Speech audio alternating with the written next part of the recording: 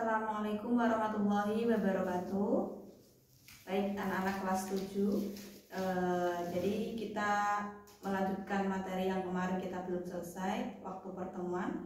Masih ada satu bab terakhir ya sebelum PAT, yaitu bab tentang surat. Kemarin terakhir kita pertemuan juga sudah membahas sedikit tentang surat ya. Kita ulangi lagi macam-macam surat ya. Macam-macam surat kemarin kalau yang masih ingat ada dua, surat pribadi dan surat dinas. Oke, jadi dalam video ini Bu Ani akan membahas tentang dua jenis surat itu dan jenis-jenis kebahasaannya. Baik, kita langsung saja. Yang pertama yaitu surat pribadi, seperti yang sudah Bu Ani jelaskan kemarin. Surat pribadi itu adalah surat yang biasanya dituliskan oleh individu dan sifatnya lebih santai seperti itu. Berbeda dengan jenis surat yang satu lagi yaitu surat resmi atau surat dinas. Kalau surat dinas biasanya yang membuat itu adalah lembaga seperti itu dan sifatnya namanya itu surat resmi dan berarti sifatnya resmi. Ya, ini hanya mengulang aja yang kemarin. Baik, Bu Ani akan melanjutkan tentang surat pribadi dan surat dinas. Mungkin kalian bisa sambil melihat video ini, kalian juga bisa sambil membaca LKS kalian tentang surat pribadi dan surat dinas, yaitu ada di bab terakhir untuk kelas 7 ya. Oke, kemarin kita juga sudah membandingkan bentuk dari surat pribadi itu sendiri dan bentuk dari surat resmi atau surat dinas, dan masing-masing dari kedua jenis surat itu juga terdapat perbedaan, dan perbedaan itu juga sudah kita analisis bersama-sama kemarin. Misalnya ini Bu Ani mengingatkan kembali ya, kemarin salah satunya kalau untuk surat pribadi itu tidak terdapat, masih ingat, tidak terdapat kop surat atau kepala surat. Itu untuk surat pribadi, jadi tidak ada kopnya. Apa itu kop? Kop itu adalah kepala surat. Nah, ini bagi yang kemarin mungkin tidak menyimak. Nah, ini ya, ini Bu Ani tunjukkan di LKS kalian halaman 73. Ini adalah namanya kop surat. Ini contoh dari surat resmi. Jadi di dalam surat pribadi tidak ada nih kop suratnya atau kepala suratnya. Itu satu. Yang kedua, dalam surat pribadi itu bahasanya lebih santai ya, karena yang pengirimnya itu sifatnya individu. Jadi bahasanya lebih santai, lebih bahasa sehari-hari. Biasanya surat yang ditujukan kepada teman, sahabat, keluarga, dan lain sebagainya. Jadi bahasanya sudah lebih santai. Berbeda halnya dengan surat dinas atau surat resmi, nanti bahasanya lebih baku, lebih resmi seperti itu. Itu satu. Yang kedua untuk surat pribadi. Surat pribadi itu tidak disertai dengan nomor, hal, dan lampiran. Ini saya kira juga kemarin kita sudah membahas ini ya. Ini Bu Ani hanya mengulang sedikit saja. Jadi harapannya kalian juga sambil membaca, jadi biar ingat gitu. Nah, ini Bu Ani hanya mengulas singkat saja gitu ya. Jadi dalam surat pribadi itu tidak ada nomor, hal, dan perihal, hal dan lampiran, maaf. Berbeda dengan surat dinas. Surat dinas dia lebih lengkap karena sifatnya resmi, dia disertai dengan nomor, perihal, lampiran, juga nanti mungkin ada yang menyantumkan tembusan seperti itu. Nah, oke, kalian sambil membaca ya, sambil melihat LKS-nya. Itu untuk surat dinas dan surat pribadi. Perbedaannya itu tadi. Kalau masih ada yang bingung, kalian bisa baca-baca lagi.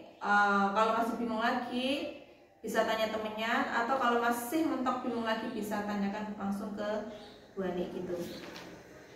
Itu untuk perbedaan kemarin kita sampai situ. Lalu sekarang Bu Ani melanjutkan tentang unsur-unsur surat pribadi dan surat dinas. Tadi kita juga sudah menyinggung sedikit. Ini saya bacakan aja yang ada di LKS ya. Kalau untuk surat pribadi, pengirimnya itu sifatnya individu, seperti yang saya jelaskan tadi di awal ya, individu. Tapi kalau untuk surat dinas, itu biasanya pengirimnya yaitu biasanya instansi atau lembaga. Instansi itu ya bisa sekolah, bisa kantor, apapun itu yang berhubungan dengan suatu instansi atau lembaga tertentu. Itu untuk surat dinas. Kemudian untuk penerima dari surat pribadi itu keluarga, kawan, dan saudara, teman, dan lain-lain. Tapi kalau untuk surat dinas biasanya penerimanya itu juga instansi atau bisa juga ke individu. Jadi bisa instansi, bisa individu. Ini kalian bisa baca sendiri nanti di LKS. Di situ sudah tertera sangat jelas di LKS dijelaskan masing-masing unsur dari surat dinas dan surat pribadi itu sendiri. Lalu yang perlu Bani jelaskan itu adalah yang bagian ini apa namanya, di dalam sebuah surat ya, di dalam sebuah surat itu tidak lepas dari yang namanya kata sapaan ya. Jadi tidak lepas dari yang namanya kata sapaan. Nah, kata sapaan untuk menyapa seseorang itu dibedakan menjadi 4 ya, dibedakan menjadi 4. Yang pertama yaitu kata sapaan berbentuk kata ganti orang. Ya, kata ganti orang. Orang pertama misalnya aku, saya, hamba. Kemudian kata ganti orang tunggal. Jamak, kami, kita, yaitu. Kemudian kata ganti orang kedua untuk yang tunggal kamu, kau, engkau, Anda. Terus untuk yang jamak ya, kata ganti orang kedua jamak itu katakannya kalian. Nah, itu. Orang ketiga tunggalnya dia, ia. Lalu untuk yang jamak beliau.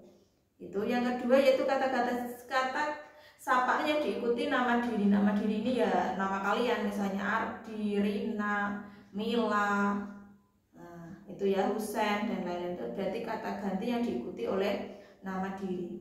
Yang ketiga, kata sapaan yang menunjukkan hubungan kekerabatan. Hubungan kekerabatan ini berarti berupa misalnya paman, bibi, tante, om, kakak, adik. Itu adalah kata ganti yang menunjukkan hubungan kekerabatan. Lalu yang terakhir yaitu kata sapaan yang menggunakan gelar atau pangkat. Jadi ini menggunakan gelarnya atau pangkatnya. Misalnya Pak Dokter, Bu Dokter, Pak Guru, Bu Guru, ya, Pak Komandan, Pak Pelatih. Nah, itu berarti menggunakan gelarnya atau pangkatnya seperti itu. Jadi saya ulangi lagi. Maaf ini bahannya agak cepet-cepet, nanti kalian bisa baca sendiri ya. Jadi saya ulangi lagi, kata sapaan itu ada 4. Yang pertama kata ganti tadi ya, kata ganti orang. Kata ganti orang itu ada kata ganti orang pertama dan kata ganti orang kedua serta kata ganti orang ketiga. Yang kedua, kata sapaan yang diikuti nama diri. Tadi ada Adi, Lina, Dina, Dia, dan seterusnya. Yang ketiga, kata sapaan yang menunjukkan hubungan kekerabatan. Hubungan kekerabatan dari bibi, ibu, dan seterusnya. Dan yang terakhir, kata ganti yang menggunakan gelar atau pangkat, Bu Dokter, Bu Guru, dan lain seterusnya. Itu untuk kata sapaan ya, karena di dalam surat tidak lepas dengan yang namanya kata sapaan ya. Dalam surat itu sendiri loh, tidak lepas dari yang namanya kata sapaan. Bagaimana kabar ibu? Bagaimana kabar bapak? Nah, bapak, ibu itu adalah merupakan kata sapaan seperti itu. Lalu yang kedua, tadi kita membahas sedikit kata sapaan. Yang berikutnya yaitu kata ganti atau pronomina. Ya, pronomina itu adalah kata yang dipakai untuk mengacu kepada kata benda atau nomina lain. Ya, saya ulangi. Pronomina adalah kata ganti yang dipakai untuk mengacu kepada kata benda atau nomina lain. Contoh misalnya kata ketua OSIS ya, ketua OSIS bisa diganti dengan kata dia. Ya, jadi berarti dia itu merupakan pronomina dari ketua OSIS. Misalnya ketua OSIS itu makan di kantin, dia pesen bakso. Jadi dia di sini berarti menggantikan kata ketua OSIS seperti itu ya, kurang lebih seperti itulah untuk nanti pronomina. Dan pronomina ini juga dibagi menjadi beberapa. Yang pertama pronomina persona. Nah ini nanti kamu bisa itu sendiri Chan. Yang kedua pronomina penunjuk. Yang ketiga adalah pronomina penanya.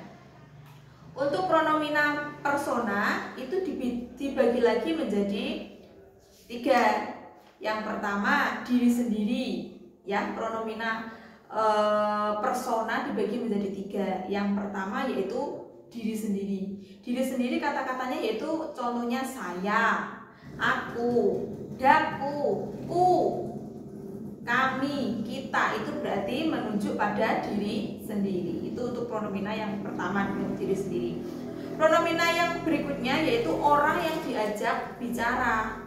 Contoh engkau, kamu, anda, dikau, mu, kalian, kamu sekalian. Nah, jadi itu adalah merujuk pada orang yang diajak bicara. Yang ketiga, orang yang dibicarakan. Contohnya ia, dia, beliau, nya, mereka. Nah, itu adalah contoh-contoh dari pronomina orang yang dibicarakan, seperti itu. Nah, ini harapannya kalian bisa pelajari lebih lanjut untuk jenis-jenis pronomina. Pronomina yang kedua yaitu pronomina penunjuk. Nah, penunjuk misalnya buah itu, tas itu, tas ini. Itu ya. Itu adalah penunjuk, menunjukkan. Tas yang mana? Tas yang itu loh. Buah yang mana? Buah yang ini loh. Jadi itu adalah merupakan pronomina penunjuk. Nah, itu untuk penunjuk. Lalu yang berikutnya pronomina penanya. Pronomina penanya ini biasanya yang sering dipakai itu adalah yang ditanyakan adalah orang. Berarti siapa? Sopo itu kalau bahasa Jawa. Siapa? Terus untuk menanyakan barang itu berarti menggunakan kata tanya apa. Misalnya apa yang dibawa, berarti merujuk kepada barang. Maksudnya barang apa yang dibawa, gitu ya. Atau pilihan, misalnya disuruh milih nih, berarti menggunakan kata tanya apa. Berarti kalau untuk memilih, ya, yang mana, merah atau yang putih, yang kanan atau yang kiri, itu berarti menunjukkan pilihan, disuruh untuk memilih. Oke, gitu ya Cah ya. Itu untuk pronomina. Pronomina, Bani ulangi lagi, itu adalah kata ganti untuk menggantikan benda yang lain. Kata ganti yang merujuk kepada nomina atau benda yang lain. Dibedakan menjadi berapa tadi? Menjadi 3. Yang pertama yaitu tadi pronomina persona. Persona tadi juga dibagi menjadi 3. Diri sendiri, orang yang diajak bicara, dan orang yang dibicarakan. Kemudian pronomina yang kedua yaitu pronomina penunjuk. Ada ini, itu, apalagi tadi? Itu ya. Kemudian yang ketiga itu pronomina penanya. Tadi siapa, terus pilih yang mana atau apa, itu adalah pronomina penanya. Itu untuk pronomina. Kata sapaan dan pronomina itu ya Cah, tolong nanti kalian baca-baca lagi, dipelajari lagi supaya kalian bisa lebih jelas. Kalau masih ada yang bingung ya bisa langsung tanya ke Bu Ani langsung. Ini di sini saya tidak bisa menjelaskan secara gamblang ketika seperti di kelas. Jadi harap maklum kalau agak cepat nih ya, Bu Ani menjelaskannya agak cepat. Jadi kalian harapannya itu tadi, kalian biar lebih puas lagi sambil dibaca-baca sendiri di rumah, gitu ya. Terus yang berikutnya itu tadi untuk kata sapaan dan pronomina ya. Itu untuk kebahasaan dari surat, baik itu surat pribadi maupun surat dinas. Itu paling. Terus yang berikutnya yang perlu kalian baca atau yang perlu kalian pelajari itu ini Cah, ini apa namanya? Itu kata baku dan kata tidak baku ya. Kata baku, kata tidak baku itu merupakan materi wajib ya, materi wajib yang hampir selalu ada di setiap bab atau di setiap materi, karena kita materinya kan bahasa Indonesia. Jadi setiap teks itu hampir ada pokok bahasan yang membahas tentang kata baku dan kata tidak baku. Tolong itu kalian pelajari sendiri. Misalnya kata baku tidak bakunya apa? Misalnya enggak atau enggak, itu tidak baku. Atau misalnya lagi dibikin. Nah, dibikin itu kan tidak baku. Bakunya apa? Dibuat, seperti itu. Atau lagi merubah itu baku enggak? Merubah itu tidak baku. Yang baku apa? Mengubah. Nah, Nah, semacam itu. Jadi nanti kalian tolong itu, kalau untuk kata baku tidak baku tuh kuncinya membaca sih. Ya, kalau kalian banyak membaca, banyak mengerjakan soal-soal yang sejenisnya, insya Allah pasti gampang lah ya, mahir lah bisa. Itu untuk kata baku, kata tidak baku. Fungsi teorinya membaca, itunya apa? Kuncinya membaca.